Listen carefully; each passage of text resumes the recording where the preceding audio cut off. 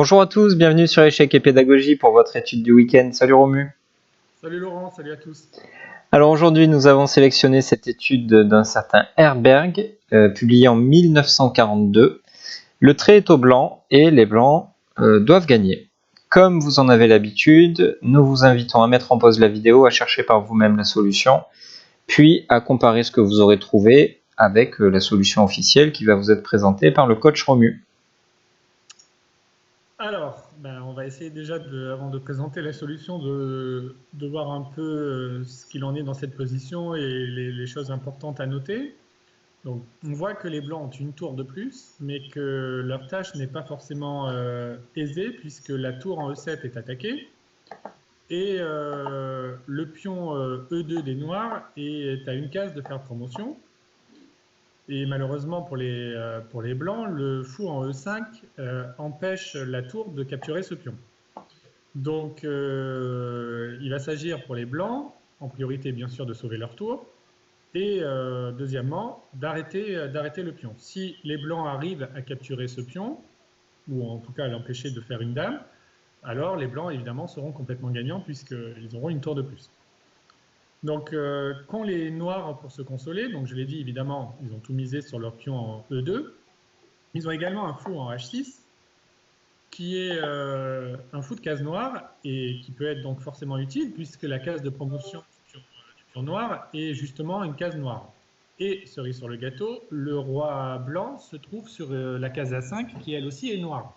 Donc, ça permet éventuellement au fou H6 d'avoir un échec sur la case D2, qui donc outre le fait que ça fasse échec, ça contrôlerait aussi la case de 1 de promotion. Donc c'est pour cette raison que, évidemment, la tâche des blancs n'est pas si facile. Alors, le premier coup semble évident et quasiment forcé, enfin, pas forcé, mais en tout cas, intuitivement, on sent que ça va être le bon coup. Le coup, c'est fou F6. Alors, ça, je pense que ça n'a pas dû faire mal à la tête à nos chers abonnés. L'idée étant, bien sûr, de défendre la tour. On se place sur la même diagonale que le roi, donc on menace une découverte. Donc ça, intuitivement, on sent que ça sent bon. Et en plus, évidemment, on menace tour prend E2. Donc là, tout Ouais, va bien. ce qu'on peut dire, c'est qu'il existait un autre coup pour défendre la tour qui était fou D6. Et là, évidemment, on mettait pas du tout le roi adverse dans le viseur de notre fou, et donc on pourrait, par exemple, faire une promotion, puis faire échec, ou faire échec d'abord et promotion après. Ça change pas grand-chose. Donc effectivement, c'est intuitivement, de toute façon, on a envie d'être menaçant en plus de se défendre, hein, c'est ça. C'est ça, exactement. Mmh. Donc après, fou F6, donc comme on menace tour prend E2, le seul coup évidemment des noirs, c'est fou D2 échec. Mmh. Pourquoi? Un, pour faire échec, et deux, pour faire, en tout cas pour être capable de faire E1 dame. Et l'autre idée, on va le voir un peu plus tard.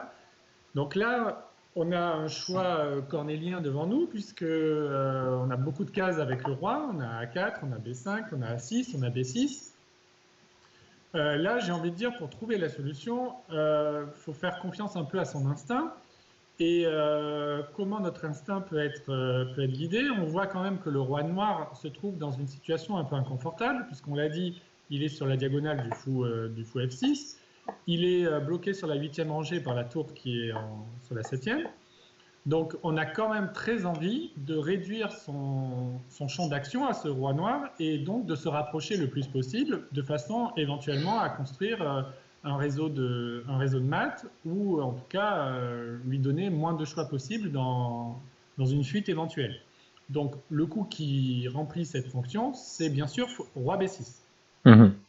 Ouais, on pourrait avoir peur de la case B6 en se disant que c'est une case noire et que l'adversaire a un fou noir, mais là on voit bien qu'il sera difficile pour les noirs de nous faire échec de toute façon, et ce que tu nous as expliqué, c'est-à-dire qu'on tisse notre toile autour du roi noir, ça a l'air plus important que cette histoire de case noire dont on, même avec beaucoup d'imagination, on n'arrive pas à trouver comment les noirs pourraient profiter.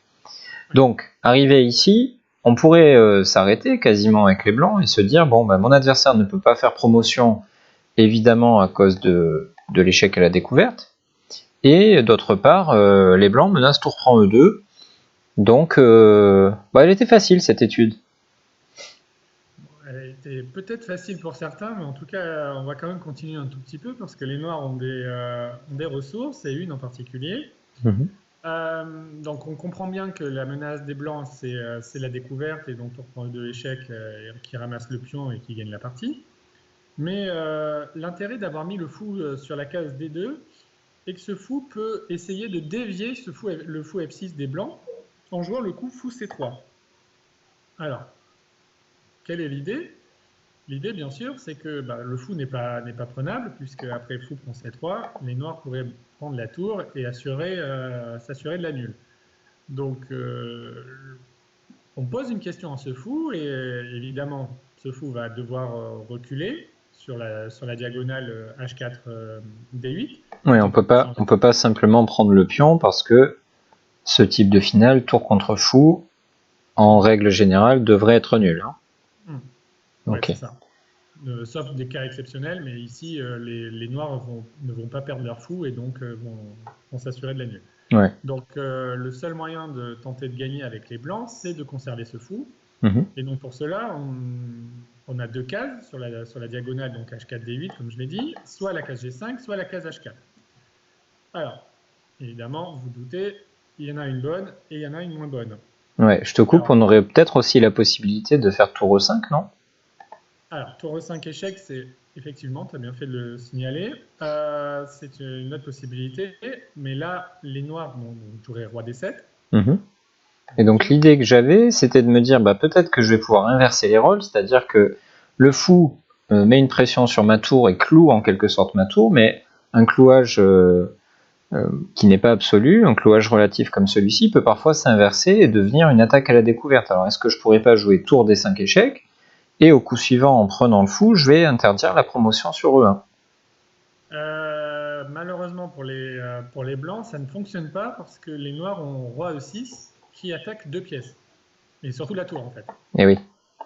Et du coup, on ne peut pas sauver tout le monde et on n'arrive pas à réaliser ce que tu as décrit tout à l'heure. Et là, les noirs vont s'en sortir, quoi, malheureusement. Ce dont on se rend compte, c'est que notre tour était trop proche du roi, Ouais, et c'est on ça. a l'habitude, notamment dans les finales de tour, de laisser une certaine distance de sécurité entre la tour et le roi, au moins 3 ou 4 cases d'écart entre les deux, justement pour ne pas que le roi puisse contrer l'échec tout en attaquant notre tour. Donc malheureusement, cette idée tour E5, tour D5 ne marche pas, mais peut-être qu'on peut la garder pour un petit peu plus tard. Donc, je t'ai coupé, excuse-moi, mais il me semblait que c'était important de parler de tour E5. Du coup, tu nous disais, on a le choix entre deux cases, G5 ou H4. Alors comment ça se passe là, on jette la pièce en l'air ou comment faire?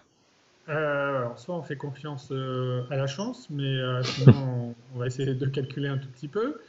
Et donc, en fait, si on joue fou H4 euh, dans cette position, les noirs peuvent réitérer leur idée précédente, à savoir essayer de dévier le fou, parce que en faisant fou H4, on menace toujours tour prend E2. Donc là, on peut essayer de dévier le fou avec fou E1. Et les blancs ne peuvent toujours pas capturer le fou, parce que, on l'a dit, ça serait nul immédiatement avec roi prend E7. Et donc les blancs pardon, sont obligés de rester donc sur cette diagonale, donc soit en jouant fou G5, soit en jouant fou F6, et on a l'impression qu'on patauge un peu et qu'on n'avance pas trop. Et que surtout on va répéter la position dans laquelle on était précédemment. Donc autant jouer fou G5 immédiatement. Alors, on va voir que la case G5 est bien plus intéressante que la case H4, pour une raison très importante que l'on va voir au coup d'après. Donc là, les noirs jouent fou D2, bien sûr. Ouais, ils n'ont plus le choix, hein. Ils ont trouvé une méthode de défense et ils sont obligés de rester sur cette méthode de défense, justement. Voilà, c'est ça. On a bien compris que c'était leur seule idée, sinon ils abandonnaient. Et là, justement, on va appliquer ton idée de tout à l'heure, qui tout à l'heure ne fonctionnait pas parce que la tour était trop proche du roi noir et donc se faisait attaquer, comme on l'a vu.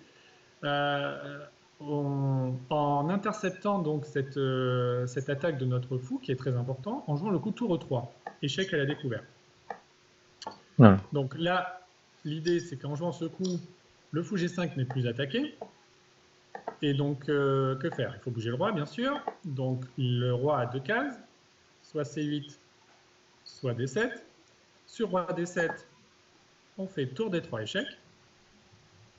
Roi bouge, alors 6.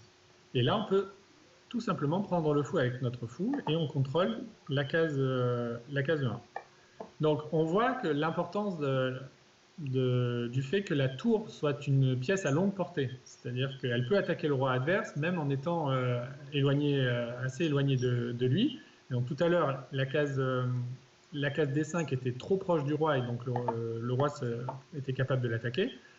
En D3, ce n'est plus le cas et donc les blancs arrivent à gagner comme ça. Et Ok.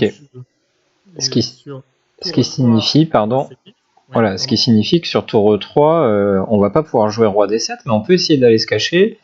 Enfin, de se cacher, tout est relatif, mais on peut aller sur C8. Alors on constate l'utilité ce dont tu nous as parlé tout à l'heure, hein, l'utilité du roi blanc qui limite les possibilités du roi noir en prenant notamment la case C7. Mais là, du coup, on n'a plus notre échec sur C3. Et bien entendu, l'échec en E8 auquel on pense, on se dit, mince, il y a roi D7. Oui, mais on sent que notre objectif avec les blancs, notre rêve, c'est de faire fou prend fou D2. Si les blancs arrivent à faire fou prend fou D2, la partie est gagnée puisque le fou sur la case D2 arrivera à contrôler la case de promotion. Donc, bon, là, bien évidemment, il faut bouger la tour. Donc, malheureusement, on ne peut pas faire tour C3 échec puisque la case est contrôlée par le fou D2. Donc, il nous reste l'autre échec, c'est tour E8. Donc, tour E8 qui force roi D7. Et là, au miracle, on a un autre échec très intéressant qui est tour D8, pardon, donc qui force le coup au roi E6. Donc on voit l'importance aussi d'avoir le roi sur B6, parce qu'il contrôle la case C7. Sinon, le roi pouvait rester au contact de la tour D8 et jouer roi C7, et ainsi empêcher fou prend fou D2, puisque la tour D8 n'aurait plus été protégée. Donc là, malheureusement pour les noirs, la case C7 est interdite, donc roi E6 est obligé, et donc mission accomplie.